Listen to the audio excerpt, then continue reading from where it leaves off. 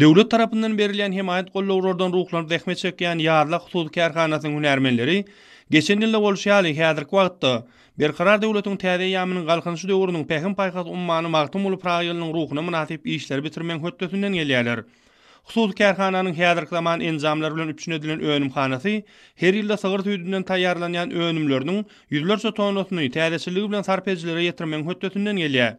Hususy kärhananyň häzirki wagtda öndürýän ýokarky ýyl süýt önümleriniň sany 15 ýetýär. Bu ýerde taýýarlanýan sygyr süýdi, ýagsyz kefir, az ýagly gatyk, biokefir, nusgawy uýadylan tagamly gatyk, ýagsyz uýadylan gaýmak, adaty we çyý gaýmaklar, südme, aýran, peýnir we beýleki önümler diňe bir Balkan welaýatynyň şäherleriniň we etrap merkezleriniň sowda nokatlaryna däl, eýsem ýurdumyzyň ähli ýerinde de uly islerden peýdalanylýar.